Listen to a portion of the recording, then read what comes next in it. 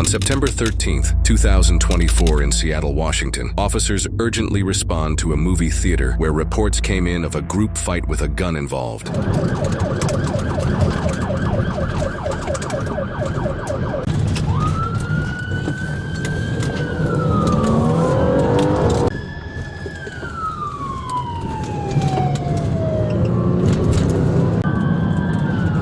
11, we have one RP standing by the ticketing office to flag down officers and direct you. We're still trying to confirm the location of the gun.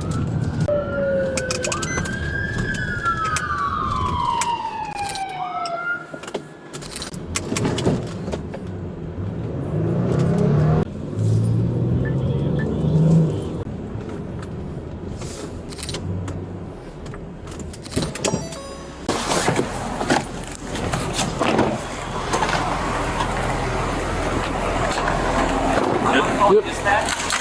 I'm on the phone. Dispatch, leader 11. He has to flip his gun. Yeah. Guy right there, right? With the white shirt. Hey! Gray hoodie, stop! Stop right now when you see your hands. Get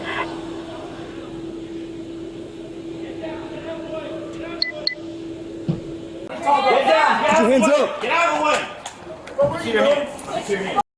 My hands is up. Up. Can you tell me what happened? So we were in the same exact road, and then I don't know, I just heard like this commotion going on. And so when you say commotion, like yelling? Yeah, it was like, but it was quiet. It was like a quiet commotion. You know? Anybody else saw what happened? Turned around and like heard wrestling. I stayed in there a very long time, long enough to see someone with a dark sweatshirt with a big white stripe on it. Above your head. What you want? What you want? I want you to lay. Get down. Oh, no, I'm not doing nothing. Get down. Get your sergeant. Get down. Get your sergeant. Nope. No, we need Get your sergeant. first. Nope. Still hands. Nope. It was hard to tell who it was because it was dark. Now that I know the perpetrator, it was him standing up above me. Get down. You're gonna get tased if you don't comply. What thing on the way down over there? Down. Just kneel down. Oh, gosh. You guys doing this for what? We'll talk about it in just a second. Oh, yeah, after you got me in cuffs, huh? Yes. So I believe the blonde woman was pushed By the down, almost down the staircase. She caught herself. She was trying to like maybe separate the issue. You guys are with me, bro. Yeah, I bet. Yeah. So what's going on? After you got me in, now you want to ask me what I'm doing? Yes. What's That's going gonna on? help. Go stand face that wall. Oh, you trying to blow my right phone? Searching.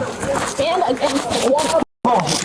Oh, God. We're not doing this, man. We're not doing this. You guys are breaking my Fourth Amendment. 90% it's the guy you detained violently strike the male and then turn around and violently strike the female, and it sounded like you do that like punch or yeah, and I think it was a pistol whip because it was a loud crunch. And then another theater goer found the magazine for the pistol, so I'm assuming a pistol whip, mag flew out, guy picked up the mag as he was running out. It's illegal to have a gun, huh? Yeah, I'm on permit for that too. Okay, well, you're not allowed to pull it out in a theater.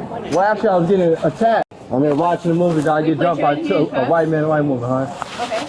So if you want to tell us your side of the story, I'm happy to listen to that. Yeah, I bet. After you got me handcuffed, Yeah. violating my right. I'm not violating your rights. We're investigating a crime. Yeah, you handcuffed me though. It's called being detained. It's called having a legal right to carry a firearm too. So let's start back at the beginning because I don't know what the issue was. Yeah, we don't know. Okay, so you you was something going on. I couldn't. It was dark in the theater, so I couldn't. I heard loud strikes. so you're sitting there.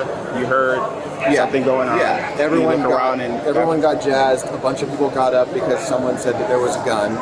I didn't hear that, so I was just kind of like, what the f is going on? Should I go help? Searching me, breaking my Fourth Amendment right. No, you're detained. We can search you all we want. Yeah, okay. So this how y'all start your invasion, huh? Handcuff people and pin them against the wall, huh? So if you stop talking for a minute, I'll explain to you what the Yeah, after you got me handcuffed and pinned me against the wall, right? So we got a call that you had a gun. You were identified by several people here. So if that's not the case, then we'll sort that out. But for our safety and everybody else here, we have to handcuff you. Oh, really? So right now you're being detained until we investigate it further. Okay, well your partner's hurting my elbow. He's acting like I'm trying to resist. You already got me handcuffed, bro. What are you doing? Well, you were resisting. Yeah, you No, were. you had my elbow in an uncomfortable way. I'm trying to push it off. You already got me handcuffed. What else you want me to do? At first, we didn't know it was a fight. Based on everyone like running out of the theater, we were like, okay, this isn't something medical. This is a fight. Did you see the man? violently strike the male and then violently strike the female that's in. Right before we left to try and go out the fire exit. This was in the back corner of the theater still. I mean, it could have just been his fist, but it was a very loud crunching sound. Sorry you had to experience all of this. It's okay. I'm just glad that no one got critically injured. Correct. Gotcha. Y'all have a good night, okay? Get my wallet. That's my permit in there. Get my wallet. I ain't going nowhere. Stop being all scary. I know. Get my wallet. Relax. Y'all over here lying. No, stop swinging me around. Stop swinging me around. Stop swinging me around like I'm going to work. And dropping my phone. Get my phone. Liar, bro. You guys try to make it seem like you get the off me. Hey, for real. Off me.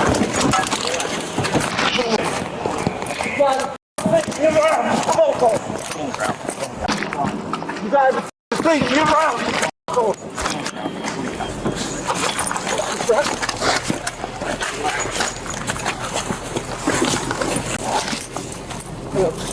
You guys are get that.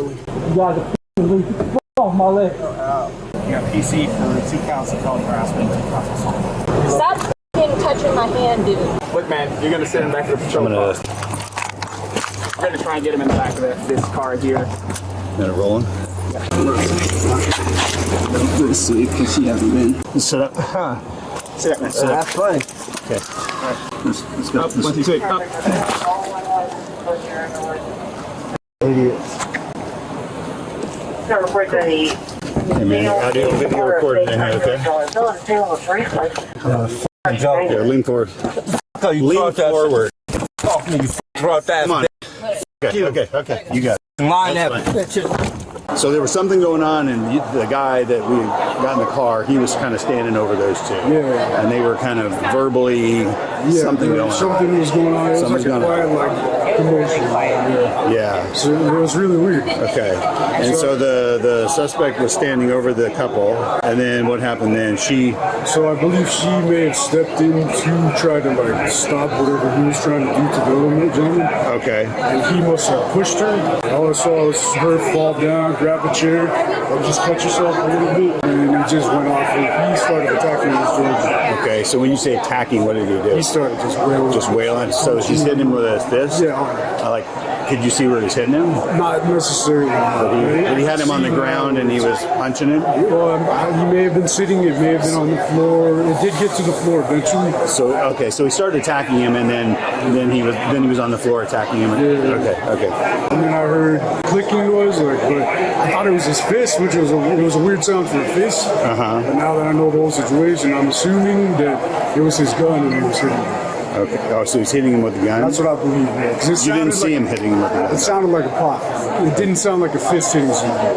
Okay, so it sounded like he was hitting him with something else. Yeah, exactly. Okay. In the struggle, she almost fell down the stairs. She was pushed and almost fell down the stairs. Then he turned his attention to the guy. I'm assuming. And then that's when he was like started hitting him, and they got into a thing, and then you heard the clicking sound. Yeah, so I started hearing. In my knowledge, it was an object hitting you, like a metal object. All right. Well, thank you very much. I appreciate it. So hopefully your night gets better. Yeah, it was pretty well. Are you going up to that theater right now? I'm going to number 13. Okay. And this happened in 11? Okay. Just make sure there's nobody still up there.